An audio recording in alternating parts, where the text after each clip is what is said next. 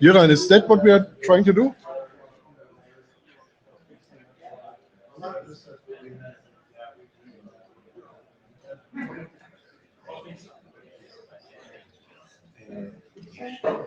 I mentioned about having new people, since that now we pass the list. We could ask, comes here often, I mean, that we don't know. I mean, maybe probably you know many more people than I do. I think there's potential. Yeah, I think when younger people somewhere that could. Yeah, the next draft where we ask for reviewers, we could make that pitch. Yeah, that makes a lot more sense than discriminating. Yeah, we could do that. I mean, where do we get the list later on paper? In the proceedings. In the proceedings. So they transcribe it. They scan it. And scan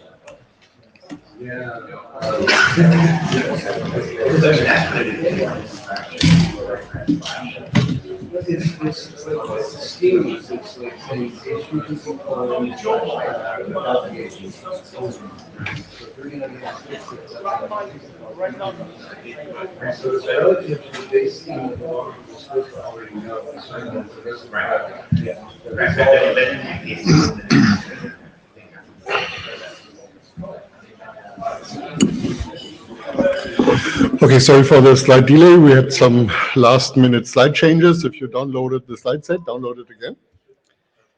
Yours are not in there yet. Yours are not in there yet. They maybe you did, but they are not in there yet. You did. Okay. Okay, welcome to the not this workshop. Sorry.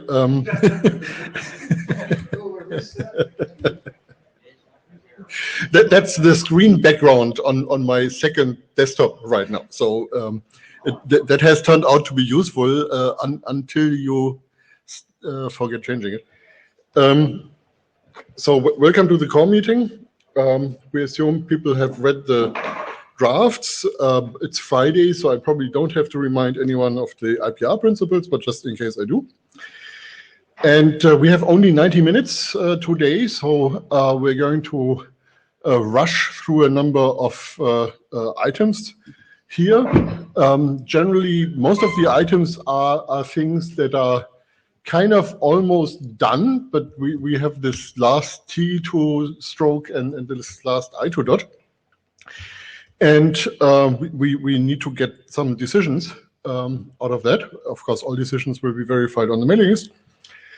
And in the previous meeting, in the LPWAN meeting, actually an item came up that occasionally has been coming up before.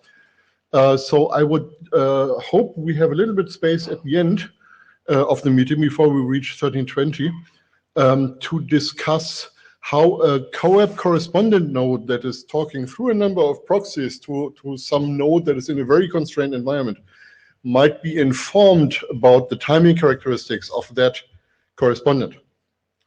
So that's something right now we don't have a mechanism for, and we may want to invent a mechanism for the LPWAN environment where we often have millibit sustained rates. So you may get a packet once every hour, and that's something that probably the other side should be informed about. Okay, so let's hope that we have time at the end. Are there any other things which should change in the agenda? So I'm trying to find slides. In the meanwhile, can someone volunteer to help on the Etherpad? Not everybody. Huh? It works this time. Yeah, they fix it. And one Jabber scribe as well. Maybe Ari. No, doesn't work. All right. But Matthias, will you be taking the minutes as well? All right.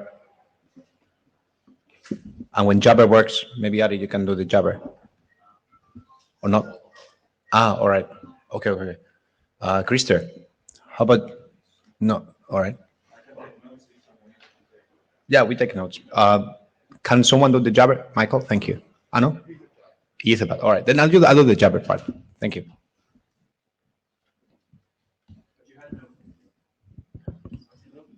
This is the new one. Okay, quick update on the CNML and a couple of open issues. So we actually ramped up 5 versions between the last IETF and this one.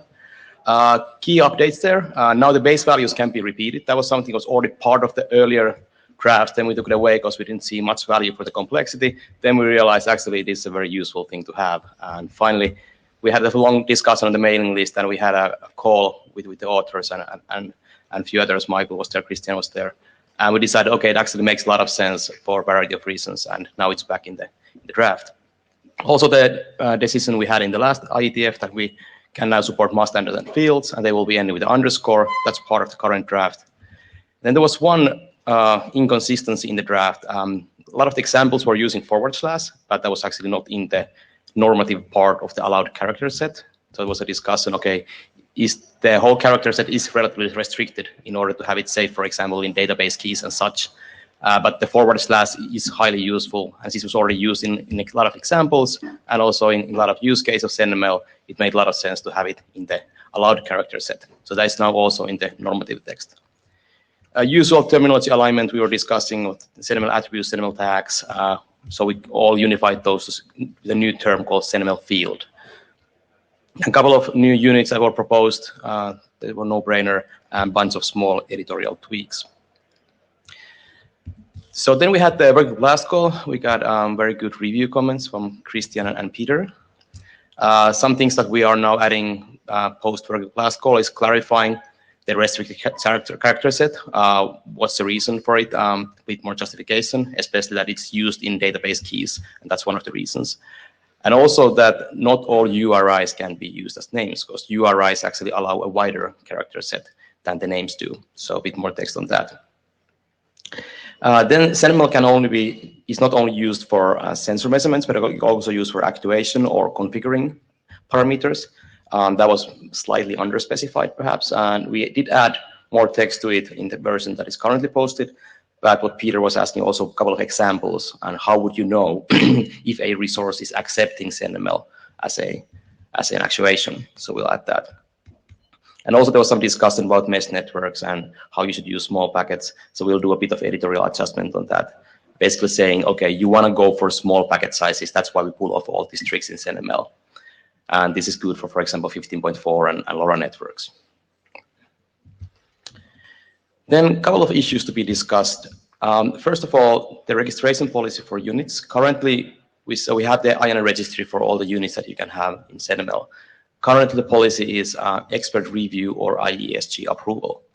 So the comment we got from Peter was that, do we really need 2? It creates a bit of confusion what was to be added there. I guess definitely want to have the expert review, want to have it low overhead as to register new things. But usually the IESG approval is good escape hatch if something goes funny with the expert review. So that's what we have currently, but do we want to clarify that? Carsten Bormann without Chairhead. Generally, we have had good experience with keeping several doors open here, and I don't think it actually will confuse anyone. So I think it's a good idea to do this kind of policy, even if it may seem a little bit duplicate or something like that.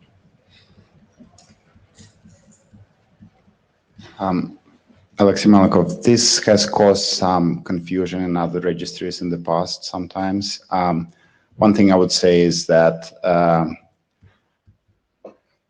expert review, because experts are assigned by ISG, ISG is always in the appeal path. So if you're not very happy with the expert, you can always go to ISG and do it there anyway. And if there is ISG approval as a choice, sometimes people might want to bypass the process and submit it directly to ISG, at which point it's like, well, we would rather ask the expert anyway. So not a strong preference, but I suggest you just do expert review and point out that, you know, appeals can be handled in the usual way. Okay, any more views on that? So, as chair would decide here, Jaime? Well, let's check on the mailing list first, right? Or... Okay, we'll take one more round on the mailing list on this, but so I guess there are arguments both ways, but no one feeling very strong either way. Yeah. I'll read it as well. Okay, let's move on. Links extension. So this was something that was mentioned in the working group last call when we initiated it, that we think majority of the draft is very, very mature and stable, but there's one piece, this link extension, that is currently in the appendix that maybe was not at the same level of maturity as the rest of the document. And maybe it's better that we take it as a separate document, spend some time looking to it properly, see how we want to do it. The main reason for having it here was that it would get the seaboard tag, and you could actually save 1 byte, but maybe links in general are quite long, so saving 1 byte per link maybe is not worth the effort of doing it, let's say, to expedited way with this draft. So what we would suggest here that we take the links extension as a separate document and just start it right away and make sure we get it right. I see people nodding, Dave giving thumbs up, Michael nodding. No one objecting, so okay, let's do that. We'll remove the links extension from here and start a new document. And then 2 more issues.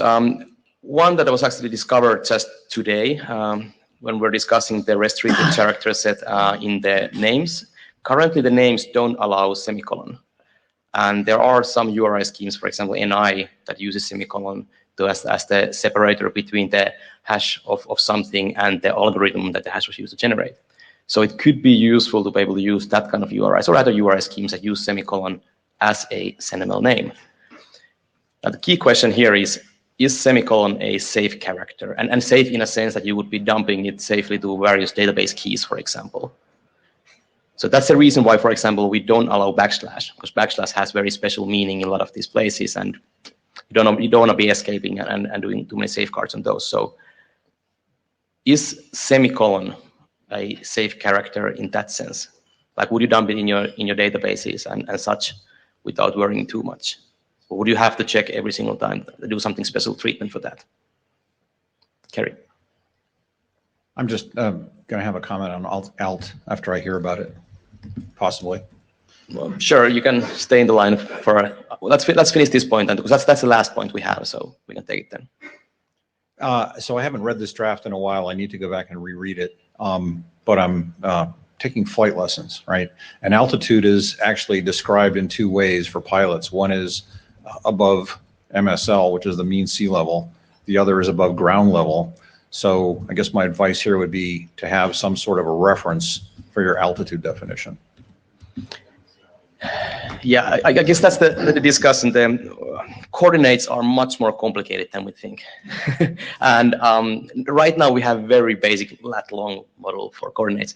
I'm thinking we need a separate SNML document just for coordinates eventually to get like to the core of it. There's going to be like relative coordinates and absolute and different systems, etc. So maybe that would be part of that document. Christian Holmer, I don't know anything about this, but just a generic comment, having worked with a number of different URI schemes, etc., is that this semicolon normally does have a special meaning. So in URI schemes, yes. Now the worry is more about databases, big data as such, where you would use it as a key. So definitely in URI schemes, it has a special meaning. Oh, okay. But that should not be an issue, because it's more like if you would use this on your big data database and such systems, if there is an issue. Yeah, if we could, Carsten, if we could sort characters into different temperatures, the semicolon is probably about 80 degrees Celsius, because it will hurt touching them, but probably the damage will not be very big.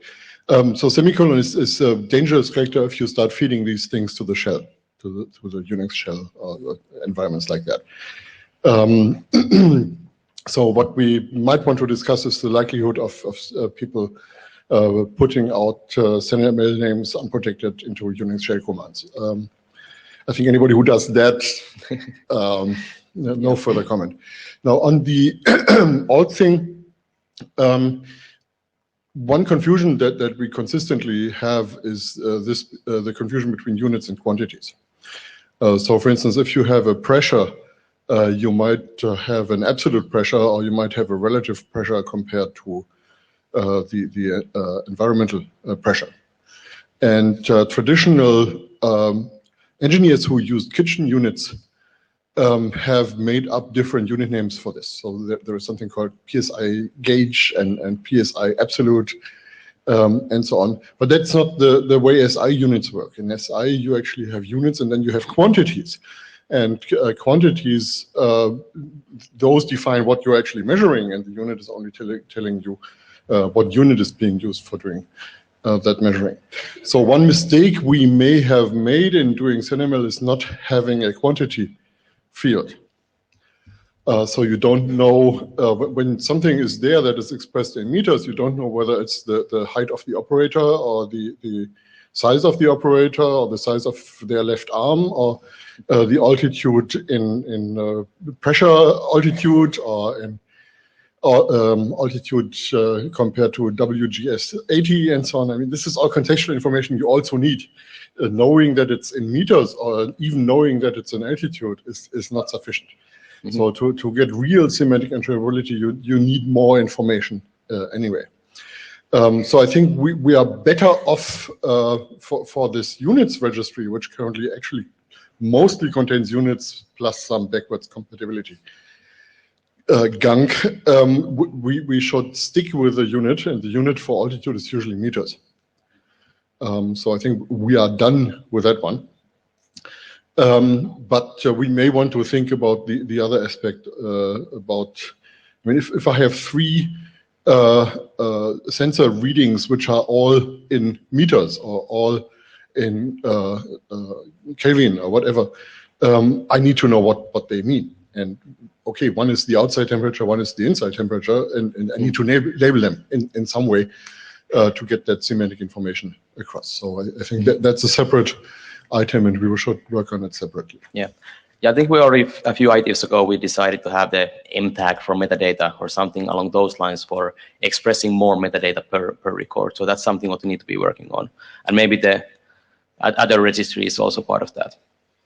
Dave Taylor, I really like Karsten's suggestion, and it occurs to me that by that definition, Celsius and Kelvin is the same units, so you don't need two different unit values. Mm-hmm. Gang. Bill Silverajan. I'm bringing the discussion back to the first point about the semicolon. Did you explore alternatives to semicolons? Not really, because I mean the semicolon was part of, for example, the NI-URI specification. So I mean, either you use as such or you do something else, and then if you do something else, yeah, you can change with a colon. But if you want to avoid that kind of tweaks and tricks, that was the reason. Okay, maybe we want to add that. Okay, and a related question was that: do you have any reserved keywords that should not be used in the character set? The rest. So that stuff that is not allowed. I mean, everything else except what is explicitly defined allowed is not allowed. Okay. So yes, we could be later defining new ones but then you have to have the usual challenges of extensions. I mean, my point was that it might make sense to put in the character set, but I believe that the usage should be a lot more than just one URI format, like me. Yeah. I mean, this is not only for NI. I mean, NI was as an example that has the semicolon, because that was what Peter and Andre pointed out, that, for example, NI URIs don't work. That was like, an NI URI seemed very useful for able to do the hash-based IDs. Yeah. So I was like, okay, that seems like an easy thing to fix. Then there was the tag URIs, which have the @ sign. That could be going a bit more risky territory. Okay, all right. Yeah. Okay, so what I'm, but of course we have to check the semicolon also on the list, and especially with Colin, because Colin couldn't come here, and Colin has been very strict on what kind of characters should we have there, because he has most experience on the database side. So let's confirm that on the list. But what I heard so far, no one has been objecting that, so it seems like a good idea. Objecting adding semicolon. So adding semicolon seems okay, but let's check it on the list. And regarding the alt, I guess we will not, what I heard now, we would not add it here, but we will do the separate document which explores the whole idea of coordinates, etc. in more detail. Separate document, the alt part, because yeah, we already have the meter, which is for our current purpose, I guess, close enough, and then we'll do the proper job in a separate document. One question. Have you thought about using UCUM units for? We are. And in the separate document, apart from the current authors, would you get expertise from other organizations that maybe have more? Yes, I mean, definitely, like in W3C, there's one group looking into this stuff. So that would be, let's say, prerequisite for that. I wouldn't have all the competence to do that, so definitely would be needed. Okay, that was all.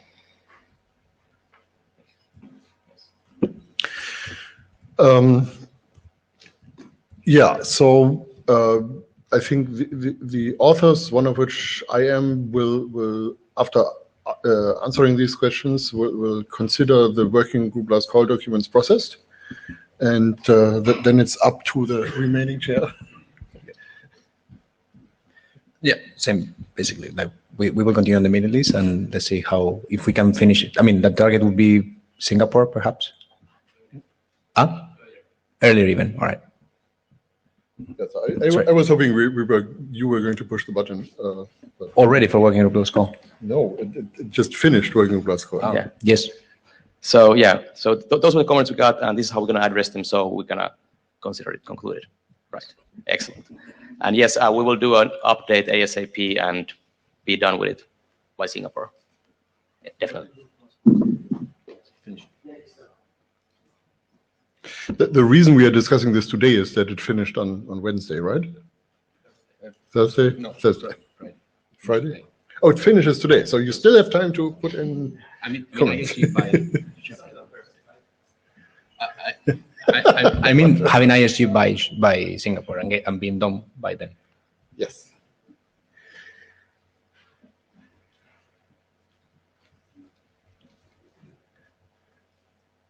Dave Taylor, that sounds good, although there was actually an implied question in my comment, which I just realized. Right now, the document as is does list Celsius and Kelvin as two separate units values. If we think we're going to go in the direction that Karsten is saying, you may want to remove one of those. Right. So there are several units in the table which are marked with a star, which means this is not really what you should be using, but we know that this is widely being used. And temperature is one of these weird cases where people somehow are emotionally attached to the unit of Celsius, which I don't understand. But they don't. No, that's a bug. That's a bug. That's a bug. That's a bug. Okay, so there are some 5 units in there that really don't belong there because they are not SI units. But even the people who wrote ISO 80,000 recognize Celsius as a unit that is in such a wide use that they cannot really put it into an appendix, but it's actually an SI recognized unit, even though it's really weird because you really only have to subtract 273.15 and then you are there. So whatever. So the expression was, you actually think about that table before you push the button. It sounds like Yeah. yes, you may do something about the table before you push the button. At least put in a star. Yeah. Let's have a quick remaining. Yes. Yeah, good, very good. Okay, so I think we are done with that item. What was that?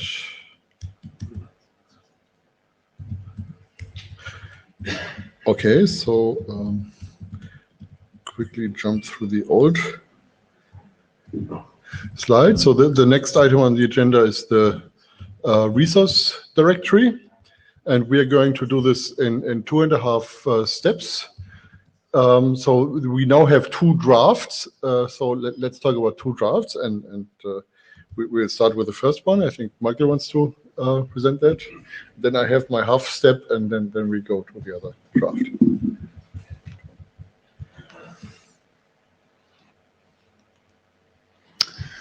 So in the interim, since Chicago, I think even maybe before Chicago, we've added a new editor to the draft, Christian Amzus, to take the role of dotting all the I's and crossing all the T's and spending the time necessary to make it a good product and get it finished. And we've been having regular teleconferences about once a month or sometimes a little more frequently to discuss issues and resolve things. And one of the things that we realized was that there was a lot of ambiguity about what different things meant in resource directories. So one of the things that Peter created an entity relationship diagram to represent what RD is, and we're planning on we use that as a good tool to discuss things and to make choices. We improved some of the text and addressed a lot of comments that we got, fixed some things up, made some decisions on these remaining issues, and clarified through the ER diagram, what the D domain parameter really means, which was one of the questions we kept getting. So there's also talk about resource directory as sort of a shadow of well-known core. So the ER model includes well-known core. This is what well-known core has. Basically, I don't pay too much attention to thing because that's really just any item. I don't know what to call it, a device or an endpoint. It's not an endpoint, a node, whatever. It's a node on the network. It's a thing that has a scheme authority and port, and it has a well-known core with links in it. Resource directory has the same basic pieces in it, but it has a number of shadows of these. These are registrations, and the registrations have additional parameters on them. They contain links, and also resource directory can have groups, and groups are associated with multicast address, and groups are composed of registrations. So you can put a number of these registrations, which is the shadow of the stuff that comes from one thing, into a group, and then talk to them through a multicast address. So this is for things like putting a bunch of lights together in a room and actuating them all together. Registration parameters, each one has a location that's assigned when it's registered that you can use to reference that information, an endpoint name, an endpoint type, a lifetime, and domain. So domain is really just a registration attribute that gets used in a number of different ways, and we don't put a lot of constraints on it about what it means.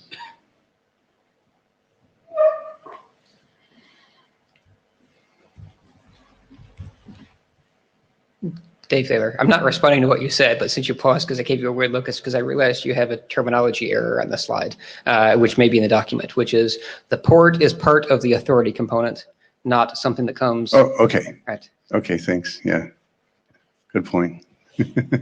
I was confused. That's my mistake. Okay, thanks. We'll fix that. I'm used to saying scheme authority port, so I guess I should get used to not saying that. Scheme authority is really the way to say that. Okay, good. Oh, scheme host port. For some authorities, you have a host and a port. Host and port. So scheme, host and port is, yeah, okay, so that's that. Okay, good, thanks. Origin. Or which constitutes a web origin or an internet origin, yes. Okay, so next steps, we're going to make sure the specification is consistent with the model, which is mostly that way now. But let's make sure we're not saying anything that's different from what our abstract model is. We'll put a representation of the model in the document, some fun ASCII art. Simplify the section about finding an RD. That's the remaining comment we get. Is this about discovery of an RD or things in an RD? So finding an RD needs to. Oops. Let me speak for that. Okay, sorry. Great. So there's some more stuff about, oops, how did that happen? Go back to your part and I do the other slide. Oh, okay, so, so someone's been working more on that. That's great, okay. So how to find an RD is, we need to work on that. There's a few more issues to clean up, like we want to make sure we have all of our URI templates expressed correctly and this sort of thing. And then we're hoping to do working group last call over the mailing list and have that in process before Singapore. Do you want to go back to the thing you just showed? Yeah, if there is no other comment on the other items on your slide, then let me quickly talk about this thing here. So we have discussed about ways node that comes up and wants to make itself known in the resource directory, how that finds its resource directories. So we have that problem in a million other places in the IETF where things come up and have to find the entity that provides a specific service for them. And typically the device that comes up can be specifically configured for something. And often we also try to define what happens if the device is not specifically configured. So you just bought it at Walmart and take it out of the bubble wrap and try to switch it on. Now, about 26 years ago, a working group was started called DHC, which provided a way to have the network provide information to devices that come up on that network. Now, whether that is applicable or not is dependent on your security model, so that's a complicated thing, not for the resource directory to solve. But the assumption is it actually does make sense to also say what should happen if the network is trying to provide information for the device where to find a resource directory. And then the third branch is one where the device comes up, doesn't find anything in its own configuration that would help it, nor finds anything at the network configuration level. And the question is, what should the device do? Well, one answer to that might be keep silent, pretend it doesn't exist or something like that. Now, so this is really the complexity of the section right now. We have three different branches we have to address, and this branching is not written down. It's in the head of the person reading that. So let's talk about this first branch. The device is specifically configured.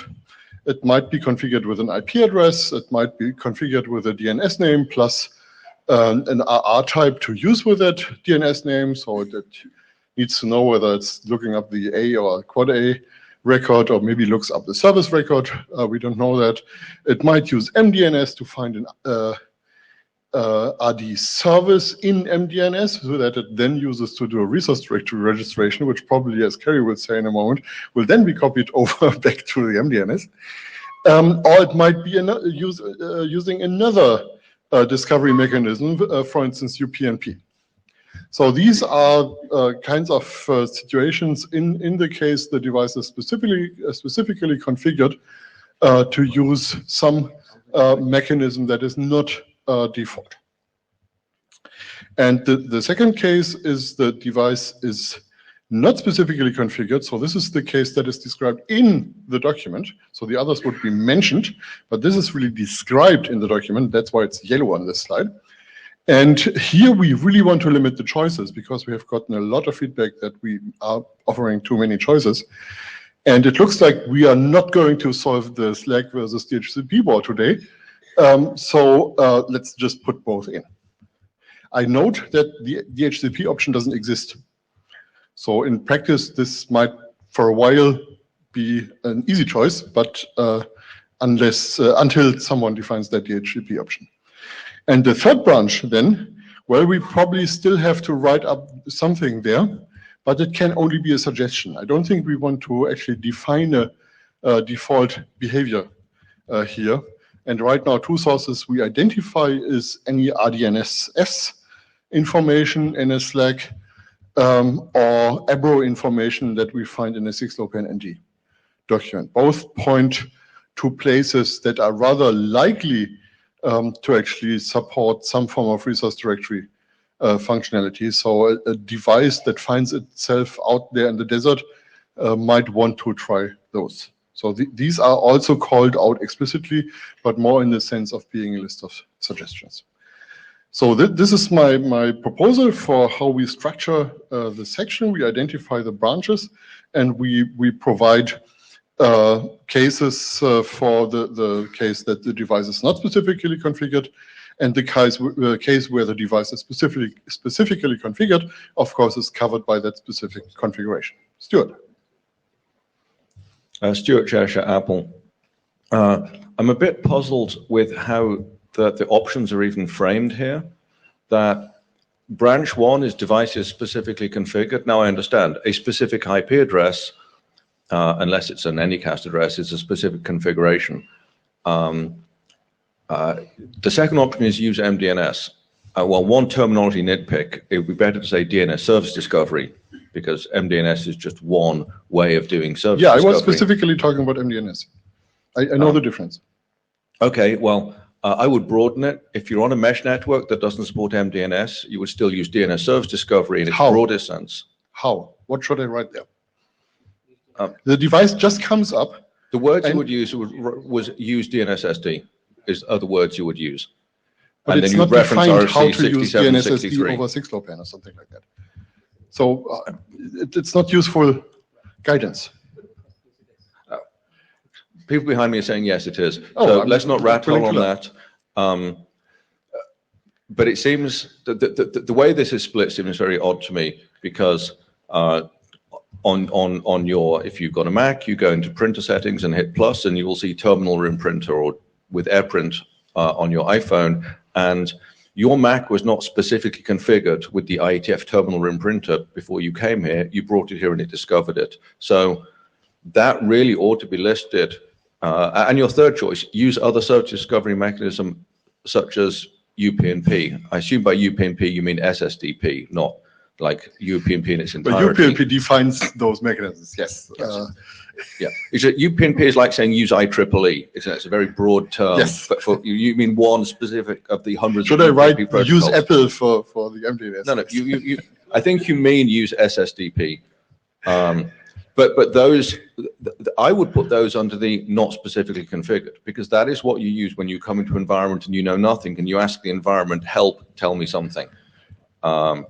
So that seems like an odd choice to call those the specifically configured ones. Yeah. And Dave has some other comments, so I'll let him say them. So to actually use something like MDNS, I have to become active and use it. And you keep saying MDNS, and I keep saying it's not MDNS. When you're here at the IETF meeting discovering the IETF terminal room printer, and you're not in the terminal room on that network, you're not using multicast DNS. You're using wide area DNS service discovery. And on a mesh network like 15.4, that's what you would use, not multicast. Dave. So yeah, Dave's the other. I actually agree with everything that Stuart said this time. I often do. I'm saying this time too. Yeah. If you have a DNS server, so I'm just going to echo Stuart's point why we were saying yes, it is. If you have a DNS server, even over a 15.4 network, you're just doing DNSSD over DNS instead of over MDNS, and so that's why it's not just MDNS. So part of Stuart's point was just if you can discover a DNS server across your 15.4 network, DNSSD is defined already and it works fine. Yes. Right? And so that's why saying broaden MDNS to just DNSSD, because there's two ways, whether you do it multicast or whether you do it unicast, or just two different ways of doing DNSSD. So I think that's why we were saying yes, it is when Stuart was talking. What I got up here to talk about was the part that's highlighted. Not that there's anything wrong with the part that's highlighted, but because it's more complicated than that, you know, sort of welcome to the internet area. So what I got up here to say is it's a lot like getting your DNS server address. So you can take one of two approaches, right? You can either get your RD address the same way as you got your DNS server address, okay, which is one sort of branch that much of the internet area often goes down. Another branch is the one that Stuart was talking about, which is you use the DNS server address to get the other addresses, okay? And so that's the DNSSD approach, right? And so at a high level, what you're trying to accomplish in the highlighted branch of, you know, the 2A1 and 2A2 is to say, well, I think I kind of want to get the RD address the same way as I got the DNS server address, okay? And if you said that as the principle, that's actually more understandable to internet area people. And I say that because these are not just the only two things that internet area people are talking about. So for example, and I don't want to derail the meeting, I'm just giving you why it's more complicated than this, and limiting the choices is something that's more of an internet area discussion, because there's discussion about something called provisioning domains, and I don't want to have to define it here, but my point is, even this week in the 6-man group, there was discussions about another way of getting things that is on a per provisioning domain basis, because you might want to have a different answer because your router is multi-home to two different networks, each of which has a different answer, and so it can't just put it in the RA because that's ambiguous or something, right? And so they're defining these other ways, and whether that's doing an HTTP request and getting back in a JSON blob or whatever it is, right? And so if you say the principle is that you get this the same way as you get the DNS server address, and that tells anybody that's defining a new mechanism that this is just one of the things that has to come back in that blob, right? And so that's one branch. Either that, or you take the approach that says you just use DNS to resolve it, and that's your branch one, yes. Okay, that Stuart was talking about, which is you use DNSSD. So that's how I would phrase it in principle. And then whether you define a DHCP option or something is just, you know, if people want to use that, then that's a way of following the principle. So that's what I got. Yeah, so the point here that we are trying to avoid is to make DNS a requirement for using resource directory. Okay, wow. A lot of what I wanted to say was just told by Dave, but I did some work with service location protocol many years ago, and it was useful to make a distinction between service discovery and service lookups. So their service discovery meant that there was an active process already available in the network, and your device goes there and it's configured, just listening for advertisements. And you can solicit. And service lookups are specifically when you actually have to configure the device to do something. So that's one thing, and I think that would help a lot to separate how to find the resource directory. The second thing that I wanted to say was that, yeah, let's be consistent. How you find a resource discovery should be the same way as how you do your resolution to find your DNS servers and so on. Just out of experience, I just wanted to say that especially for energy constrained devices, multicast traffic is a big power drain, and we realized that when we did some experiments and we looked at power consumption patterns. So for a simple device that is trying to use just CoAP to communicate, and that has listened to MDNS, the amount of traffic on MDNS was so heavy that it was actually consuming more power than it was using for CoAP communication. So I think that needs to be taken into account when you're talking about MDNS. Dave, Robin, I also want to pick apart how these branches are broken up a little bit here. It seems to be branch one, bullet one is consistent. You know, in other words, I know, for some reason, I know a DNS name or an IP address of my server, and I just go ask for it. I've been configured to do that. The second bullets, though, I don't think follow under specifically configured, because they really fall under branch two. Because if I'm using it says use MDNS or DNSSD, as was pointed out, to find a service, not a particular name of a server. So if I'm just saying find a service, I'm doing that either through UPnP, the service discovery there, or MDNS or DNSSD, anything. I'm still need to know what I'm asking for, a service name. And my point for coming to the mic is that's exactly the same as looking for a DHCP option with a particular name. I don't see those as being any different. I have to, branch 2 is not, I'm completely clueless, I don't know what to do. If you, it's lying there in your DHCP message with an option name, or a number. But if I don't know to look for it, then I still am helpless. That's why we want to have it in the spec. Yes, no, I understand. Do look for do look for this do look for the DHCP option. Right, yes. And so I'm saying the second 2 bullet points of looking for something are part of branch 2. You have to know what you're looking for. It's either a service name or an option number or whatever. You still are that level of configuration, but not a location configuration, not a specific server in mind. Hi, this is Hannes. So I think, Carsten, you started this presentation because you were wondering of what should actually be done in the RD document, I guess. And it seems that the int area has standardized so many different mechanisms that it would be pretty much impossible to get any form of interoperability here. So I'm wondering whether the most obvious approach is to have the RD document just be punt on that issue, be silent on it, and maybe work on a separate document that lays out the different options, whatever the classification is, because there are many options, and then presumably some other organizations that will then pick a subset, but or select 1 or 2 their preferred mechanism, and there will just be, it would just be in practice difficult to have devices working with each other and finding the stuff, because there would be like too many choices. Is that so where you're heading, or are you? That's not what I would suggest. I would suggest to deliver resource discovery with batteries included. And you want to have the resource server discovery in the RD document itself?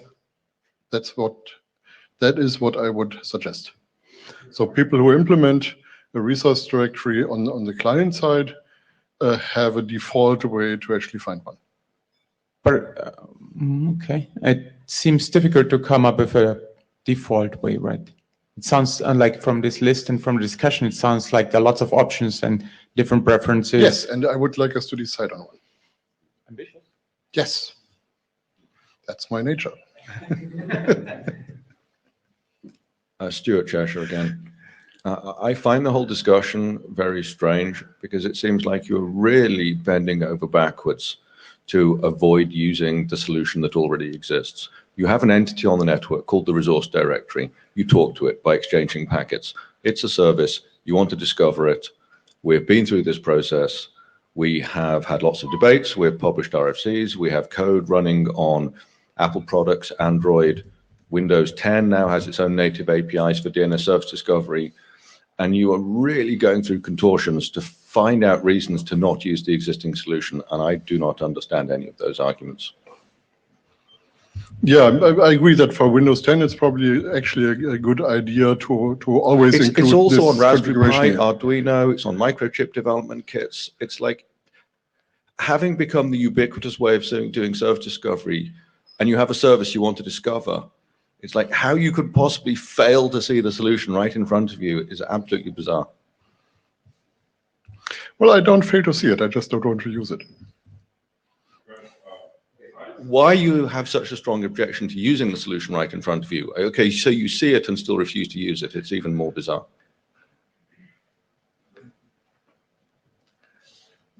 Alexander Pro here. Just a question. I mean, we're talking a lot about like constraintness of devices, but there are networks that are constrained, and there are places that we don't want to run multicast, and that things don't work like that. So, I mean, maybe this is not the only question, but it's like I just don't want to get over. Okay, microcontroller, this and this. There are the networks already that we don't want to. I feel like I should be a school teacher with a ruler in my hand and rap everybody's knuckles when they say the word multicast. There are 2 RFCs. 6762 defines multicast DNS. 6763, which was very deliberately and intentionally a separate RFC, defines service discovery, which does not have to use multicast. And I just gave the example. here at the IETF meeting, go into printer setup and set up a printer, you are not using multicast. So anytime somebody uses the argument about multicast, they're talking about the wrong RFC. So Eric, not Mark. So maybe there's some different assumptions from different people in the room what it means to work with constrained devices and constrained networks. I know what a Raspberry Pi is. I call those things IoT supercomputers, because 25 years ago they were supercomputers. They have a gig of RAM, right? It's very different to think about that. And then we have the millipackets per second networks that Karsten coined. I think that's where I heard the term, but the fact that people are building networks that can deliver 13-byte frames a few times a day is very different than the environment that a Raspberry Pi exhibits. So I think that there's a disconnect when you talk about constrained devices here. And I think that that's why there's some tension here, saying, do we have to have 17 different ways of doing this stuff that needs to pull in service discovery mechanisms that might trigger the DNS, include DHCP, and do all of these things? The fact that they fit on a Raspberry Pi is irrelevant.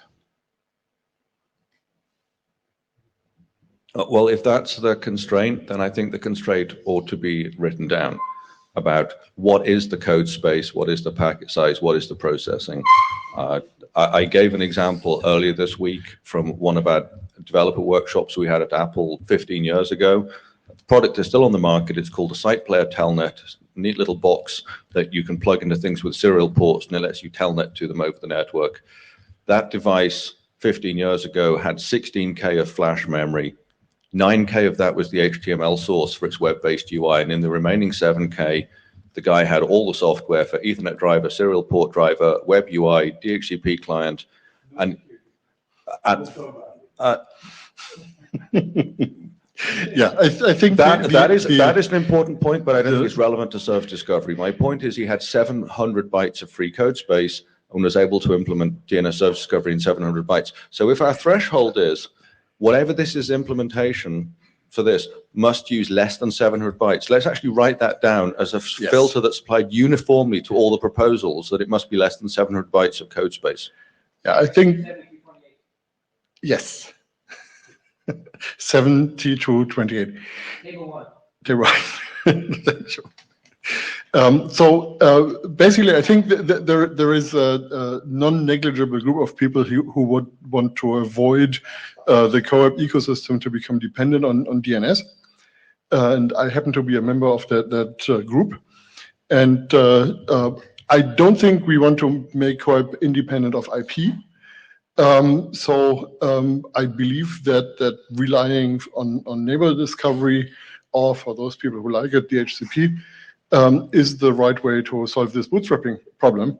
And from then on, we know how to operate. And we also know how to interface with DNSSD and carriers next.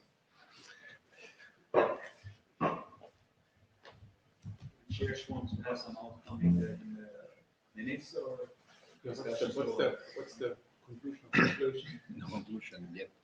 Continue discussion. Take it to the list. I mean, this is not something we can decide today. I guess I'll make a microphone point to the last slide, and that is that I'm guessing that the resource directory is going to be fairly resourceful. If you go out and buy a printer today, you find that printer supports a variety of discovery schemes, a variety of printing protocols, and so forth. So I think the optionality is from the standpoint of the clients. They don't necessarily need to, we don't need to necessarily specify a method for the clients to find the RD, but the RD should be fairly resourceful and be able to support a variety of discovery methods. Okay, I sort of wish that I had come before the DNSSD debate. I have to feel like I have to sort of justify now why we're doing this. As an historical note, when CORE was first chartered,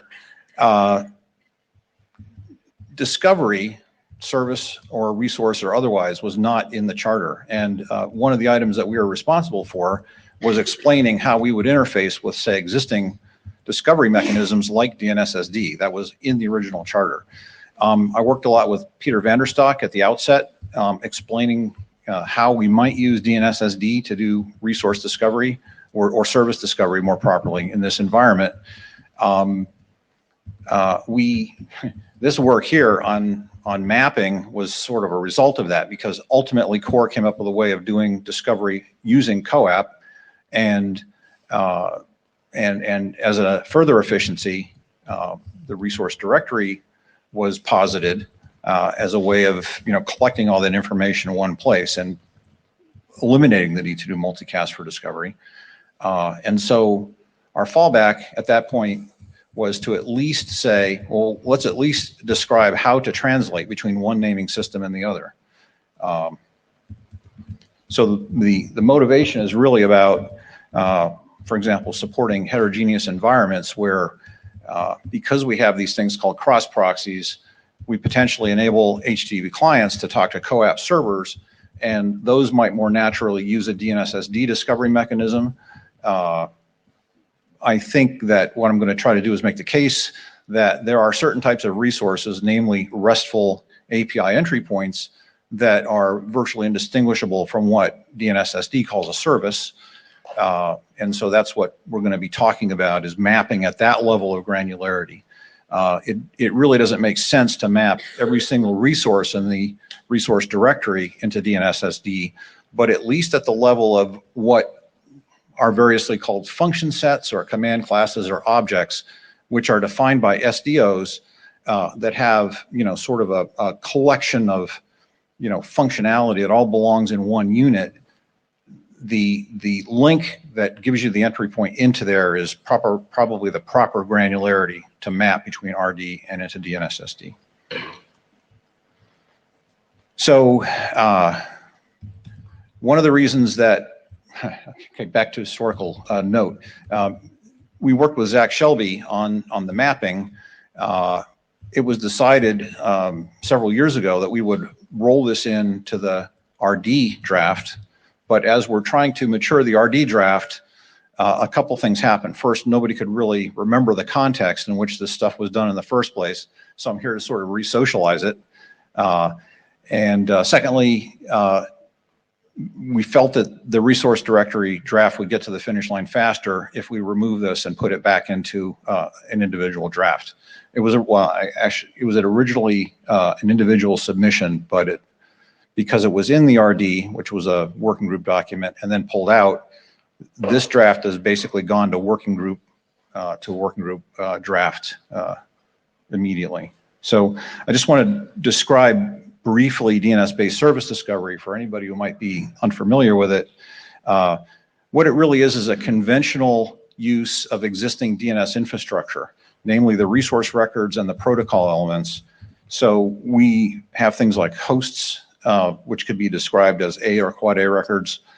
A pointer record is actually used to do a lookup on a service type. So essentially you're looking for a class.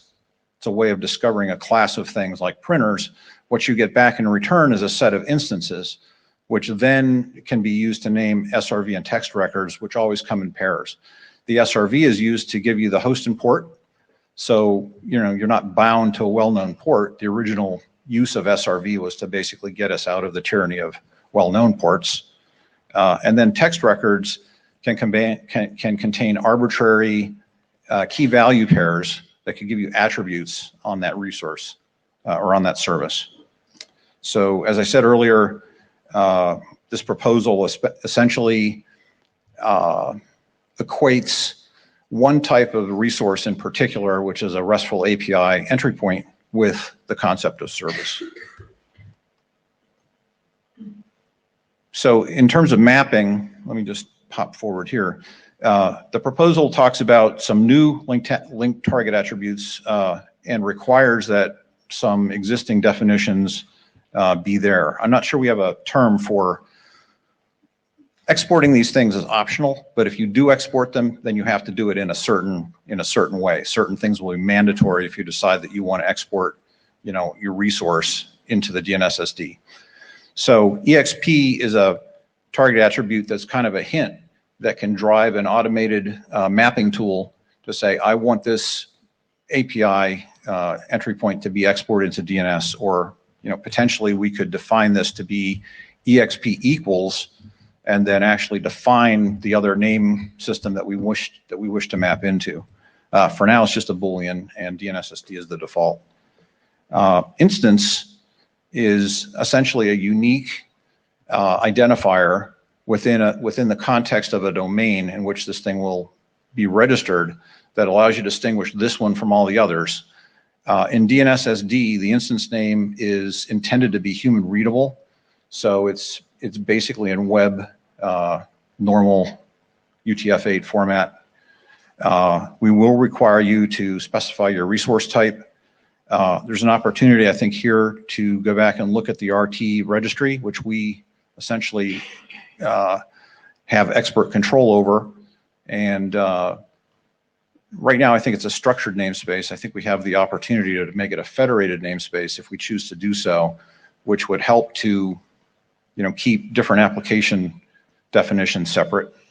And then finally, IF is a semantic tag or a link to the interface description. The core link RFC basically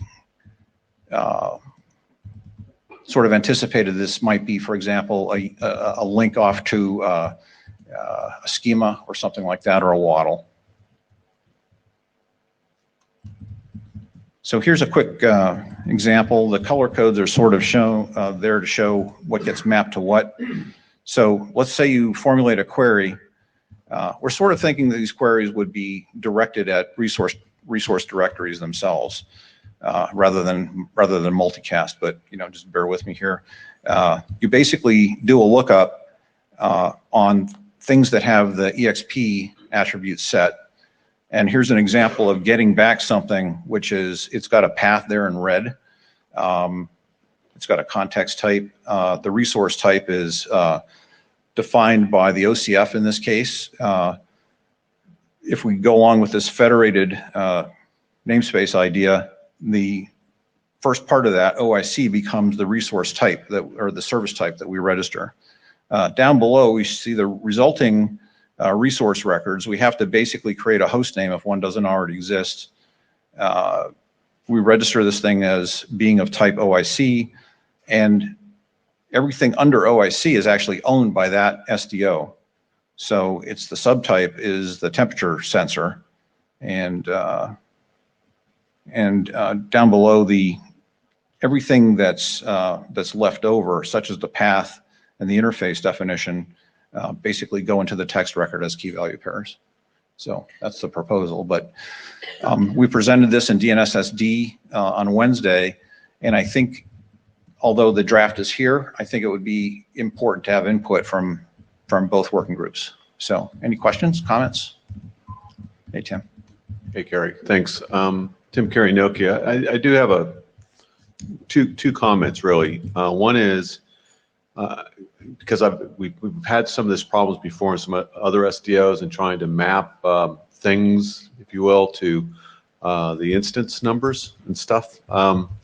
And so a lot of it was particularly like with certain tools and stuff like that. But in the standard, have you made sure that the formatting, you got OIC.R, temperature sensor, actually turns into an appropriate, in terms of the syntax, an appropriate instance ID, where you have, because you got, special characters, and that all translates through. I think that's something to make sure that you look at as we go through this, to make sure that you can get it into the appropriate syntax for an instance piece. I just want to back up here. Again, I mentioned that, or service type in this case. I'm sorry. It's not required that you export your APIs, but if you do, then the values of these attributes have to be in a form. The burden is on the client to basically put these in a form that can be directly exported into DNSSD. So in terms of instance names, for example, what DNSSD accepts is actually pretty wide. Periods, for example, are totally permissible. So one other thing to point out. Yeah, but starting something with a period, I think, my only point is that if there are some restrictions that you have on these DNSD elements, right, I think we ought to at least compare those to those elements that we want to translate from. As I was saying, because we ran into a couple of gotchas when we were doing some implementations. I think the point I'm trying to make is that what DNSSD will accept as an instance name is fairly broad. So if an organization wants to say, well, we require our identifiers to be like this, then I think there might be a lot of flexibility there as to what you can import into DNSSD. And then we also ran into some sizing, right? You know, because it's like 16 or something like that, right? 63 bytes. One of those we ran into trouble with. My point is that as you go across that, it may be very well just guidance, you know, of some mapping guidance, you know, say, watch out here, watch out there. We are about 15 minutes over schedule, so if we could keep this brief. Yes, Stuart Cheshire, I'll just briefly answer that question. For instance names, the character set is completely unrestricted. There are no reserved characters. The way characters are encoded and mapped is defined rigorously, so there are no dangerous characters you can't use. Any valid Unicode character can be used. There is a length limit of 63 octets of normalization form KC UTF-8 text. That gives you the length limit, and that is for the user visible instance names, which are intentionally rich text, uppercase, lowercase, spaces, punctuation, whatever you would write in normal human communication. The service types are machine readable information.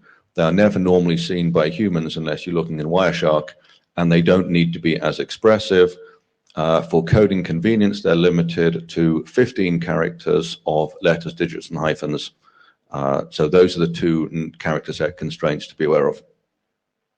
I think one thing that we do need to take to the list is this notion of potentially having a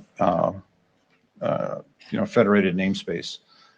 Just maybe a happy accident that the RT directory already has sort of these pre-labels like OIC and CORE and that sort of thing. But an important point is that the service type does have to be registered with IANA. So one thing that a federated namespace would afford is that an organization would only have to go and register this label, and then they would own everything under that label. DNSSD only affords us really two dimensions of search capability or filtering capability, the type and the subtype. Dave. Dave Taylor, I just wanted to comment on a different topic, which is the underscore UDP and its relationship with the presentation that I gave. I think in order to talk about this, right now it's just draft 00, right? So I'm saying future work, please talk about how you'd cover each of the different URI schemes that's in there. You know, it's how you distinguish between COAP and COAP-S, and how you would handle the COAP plus WS schemes, for which service names are not legal. So you need to cover those in order to have a complete solution. So good work so far, keep it up. I look forward to draft 01, which covers a more complete solution. Thank you. All right, thanks. Thank you. Very short, Bill Silverajan. I hope you can find some way to map the lifetime values when you register to the resource directory with the TTL of the resource records. Well, DNS by default has a TTL. So, I mean, are you saying you would prefer? SRV records have TTLs and priorities and weights. So I just didn't see that in the example. So that's why I just mentioned that. Because if your lifetime is expired in the RD, then you need to know what to do with the. So you're saying that's something that you potentially would like to be signaled with a target attribute? Potentially, but there's a default TTL, and but it's not a default value in the resource directory. You can adjust that value. So. Okay.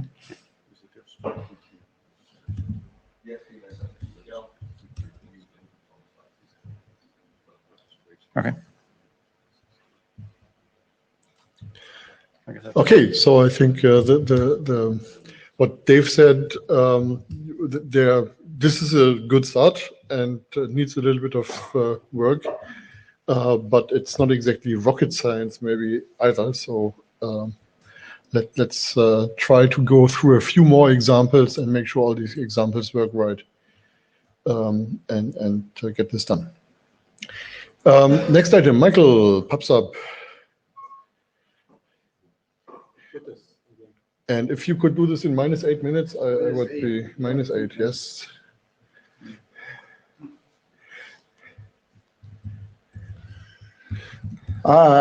This draft seems to be going along pretty well. We've made no substantial changes to what it does since working group adoption. It's mostly been about clarifying things. At one point, we put some stuff in that we thought was useful, but we took it back out.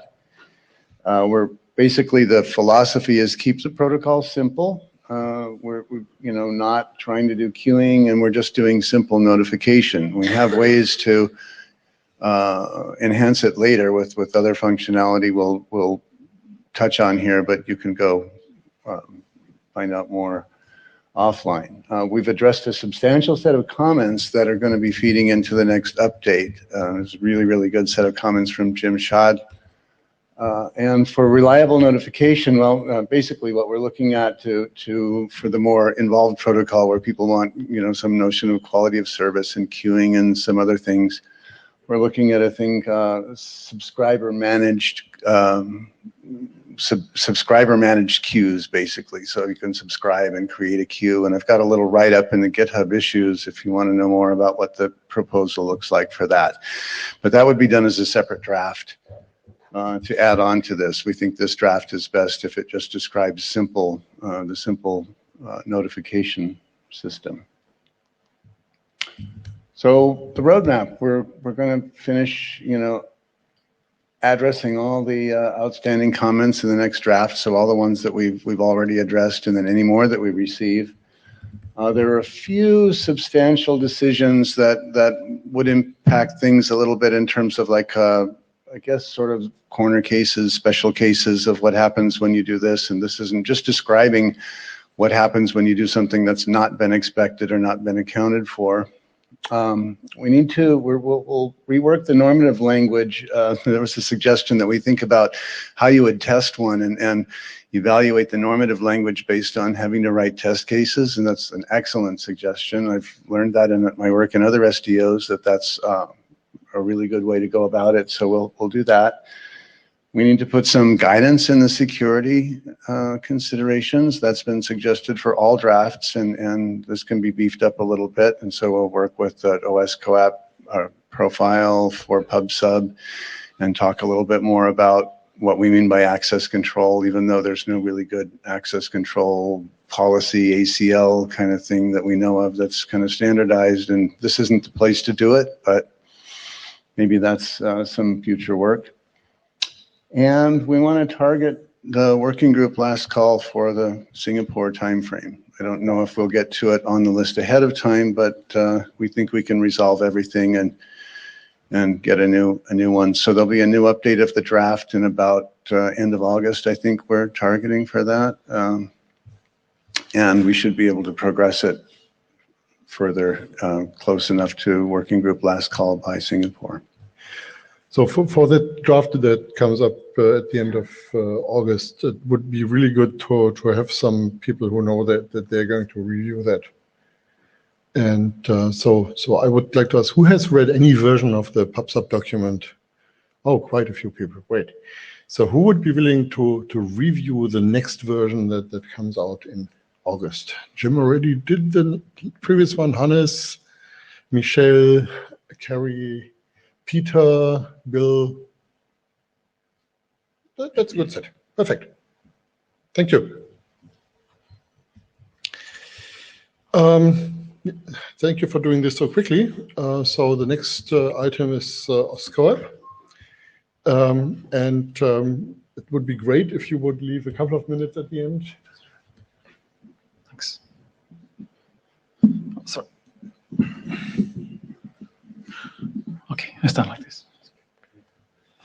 Okay, so I'm going to talk about OSCOAP. This should have been Francesca standing here, but she has a cold and her voice almost lost her voice. So I'll try to be your voice, Francesca, and give your slides. And if I say something wrong, please yell, or maybe just wave. Okay, so the draft, last submitted version of the draft is version 4, which was no major change from version 03, mainly including the use of the request tag, which is this option defined in the draft presented on Tuesday. And it's already using the repeat tag which is also summarized in this new draft. So coming into this meeting, there were quite a few issues left on the issue tracker, but we spent a good deal of this meeting actually closing off a lot of these issues. So I think there are 4 issues left at the moment. And some of the issues mentioned here are closed. So we have simplified the observe option processing, and we have taken out OSCON from the document because that needs more thinking, and we think we should do that in a separate draft. We don't know where that would end up. There are some minor edits to the replay window. So it's a question of what kind of replay windows are being used, and whether there could be different replay windows on the different endpoints as they change roles. That's taken care of. Test vectors is still to be done, but we have results from the testing which we can use, and we discussed this morning exactly what type of test vectors we should have. So, and there is also another issue which we discussed this week, and which is on a separate slide, and it's looking at the end-to-end security from a co-op endpoint to an HTTP endpoint, and so there's a separate slide on that. So there's been a number of interop tests this year, 4 different tests. There are 6 implementations tested, 2 constrained C implementations, 1 in Contiki, 1 in OpenWSN, 2 in Python, 1 in Java, 1 in C#. And I learned at this meeting there are 2 more planned implementations, and one would be using Riot. So a lot of people, good thing here, a lot of people have implemented, read the same draft, and after a few bug fixes, they actually managed to interoperate and proceed through the test cases. We also benefited a lot during this meeting, sitting around the table, closing the issues with the discussion among the implementers, what's the best way to do this. So for example, the resolution of the observe option, which was a really simple solution, much simpler than we could have found out, was given by one of those, in one of those discussions. So in particular, Christian Amsus and Jim Schad has been very helpful here and are doing a really good, well, I mean, they're doing a large part of this work, actually. So we don't see any major issues. We think we will complete the remaining issues in the next update of the draft. And we'd like to hear if you have any views about what is missing in the draft, or any comments and questions.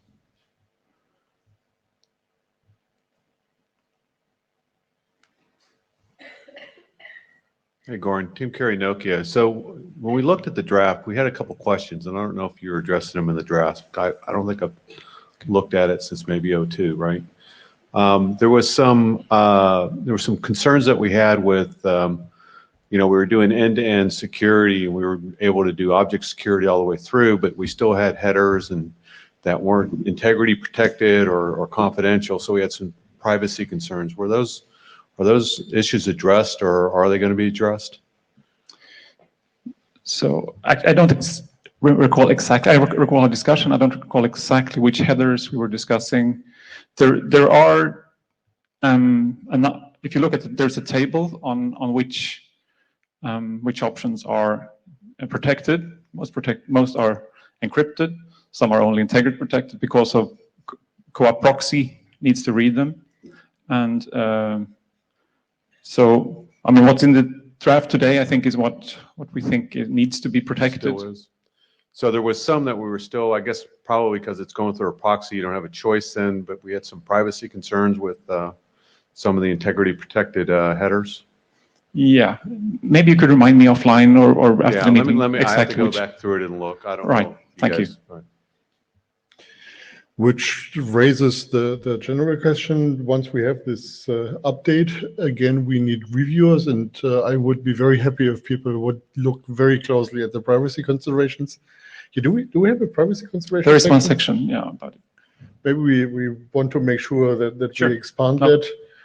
It's a good comment. I'm sorry, I haven't looked at this in a while. Both before and during this review. So do you have a plan when this next version will come out? There is some vacation coming up, so I can't say exactly when, but we may be able to conclude during next week with some of these. So I mean, it's either next week or it's later, basically. So in August.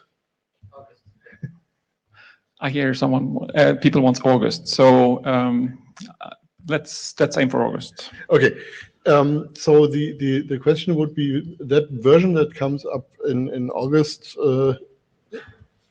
Who would be willing to review that? Dave, Carrie, Michael, Tim. Edgar?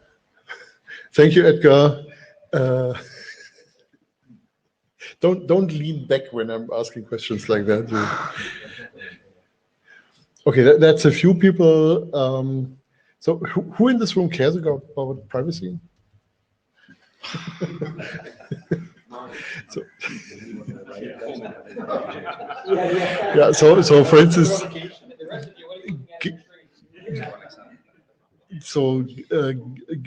getting some more implementers, for instance, the right people to actually review that draft, send us a review of that draft, that would be really useful.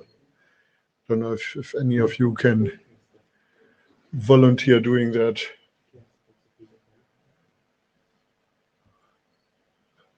Well, maybe we catch you at the way out and don't let you leave before you agree. Okay. Actually, I recall we didn't go through this slide. Would you want to take it, or should I? I can do that. Okay. Thank you.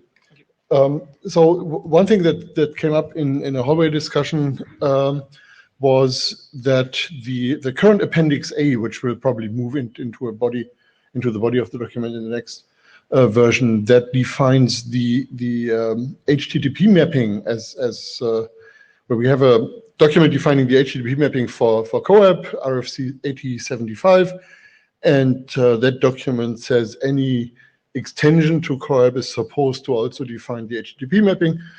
So we had an appendix, and we'll have a section in the main document that defines that mapping. And we discussed about one point here, because there is a little bit of a change from 8075. 8075 assumed that the fact that CoAP response codes and HTTP response codes are similar but not entirely alike isn't really a big problem, because it can be mapped, best effort, and it will usually come out right. Now that's great until you add security, because for security you have to make sure that you get exactly the right value, otherwise you can't verify it. So the situation has changed a little bit, and the solution that Appendix A provides is adding an HTTP header field. This should say header field, not header, sorry about that, called something like CoAP code, which transports the CoAP code through HTTP segments on the way the request and response go end-to-end. So this is not really an OSCoAP thing. I mean, other users of HTTP CoAP cross proxies could use this. So it looks like the best way to handle this is to just make this a very short separate draft that defines that header field. We had a lovely lunch between the HTTP BIS chairs and the core chairs yesterday, so we have agreed that we want to really make sure we solve problems like this together. So this would be a short document we can give them and say, this is what we try to do. Are there any problems with that? So this is the proposal how to handle this. Any comments on that?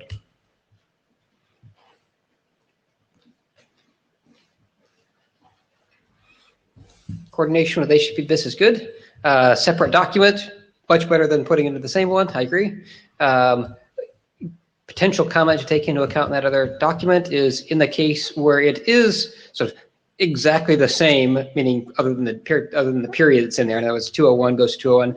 Maybe it's only necessary to put it in there when it's not sort of exactly equal to the same code number, right? And so that means you wouldn't need it in most cases, and you need it potentially only in the special cases you're alluding to. So that's something to take into account when writing that document, to say you wouldn't necessarily expect this to be in every single packet, but it might be in a couple, error cases and so on that would be necessary. So we would exactly define the cases in which the value can be inferred. Yeah, great. Just you can compress it out of the HTTP case because you don't actually need it. Yeah, it doesn't. Very good comment. Okay, with that, we are done with this point, and we actually did manage to end 5 minutes early, so we have a couple of minutes for the round.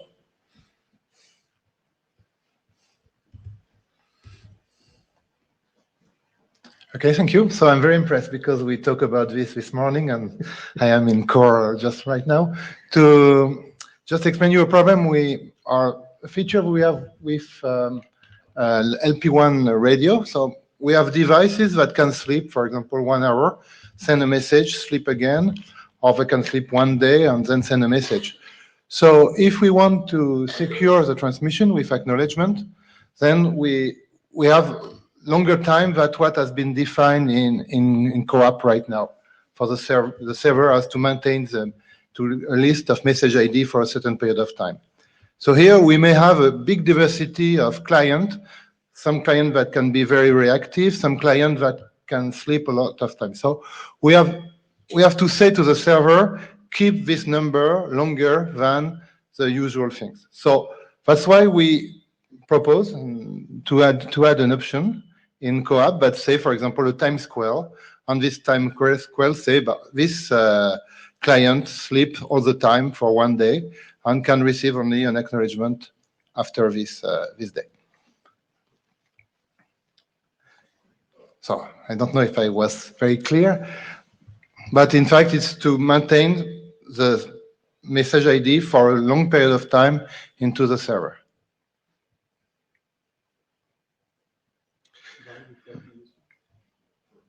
Because the retransmission might only come after an hour. Yeah. Yes. Yes, because the device sleep and.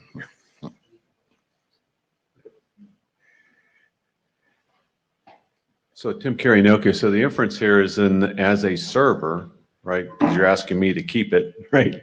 Is that on a per client basis, I have to keep some state information about the client while we're talking? You have to keep it longer, yes. But that's the case right now. But you keep it for 5 minutes, and if you lose this state after 5 minutes and you get a retransmission, then you will process again the packet, and that's the problem. And you want me to just sort of hold off for an hour until you wake back up as a client, right? So that can get pretty complex when you're talking about multiple networks and stuff like that. So we just got to be careful. I think it's more than just a timer, right? Because how I communicate with that client can be across differing networks, right?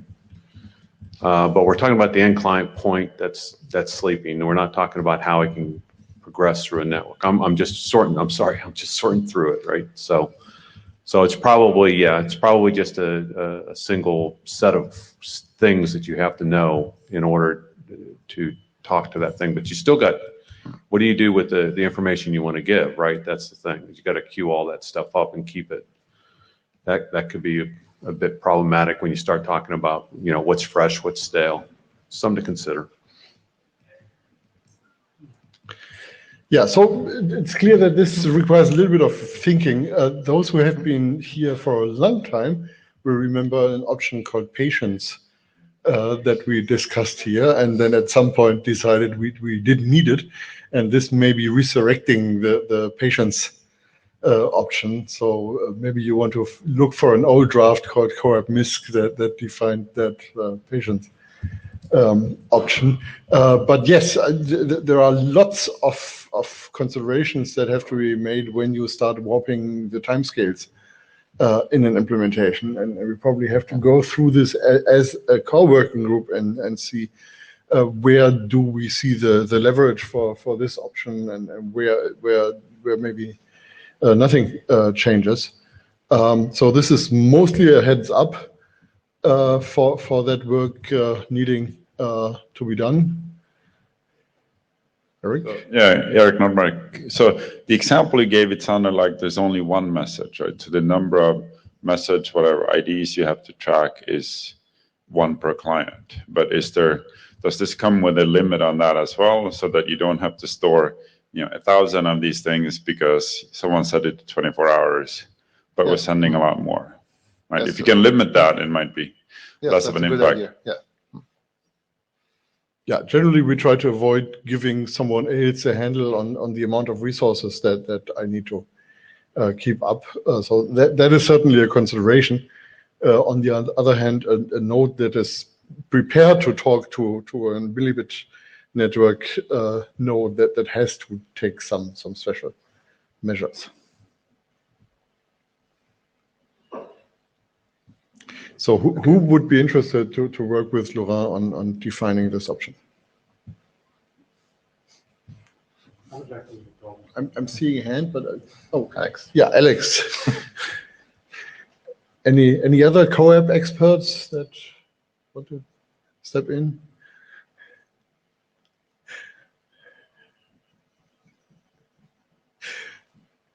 Matthias is only slightly shaking his head. I take this. Yeah.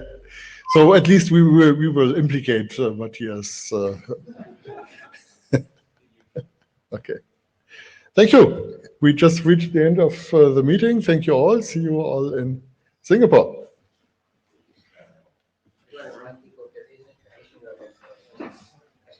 Yeah, it's not even in a state that we can discuss that.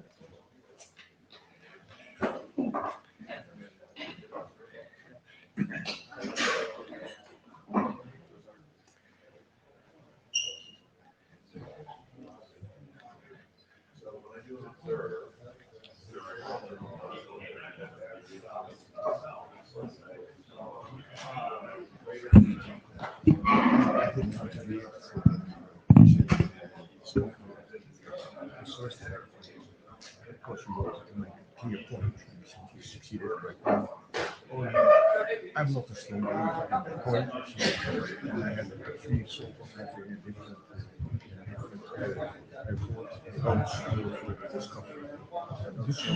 different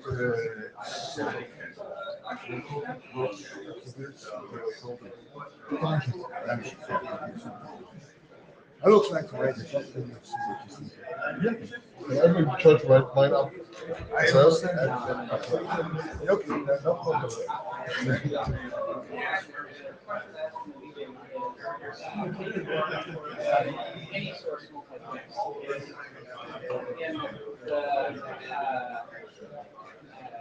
Existing it says if this is specifically for any source multi-guest. But if you actually have a pure list of that, that's specific multi-guest. Only one node is not set, and everybody else multi-guest.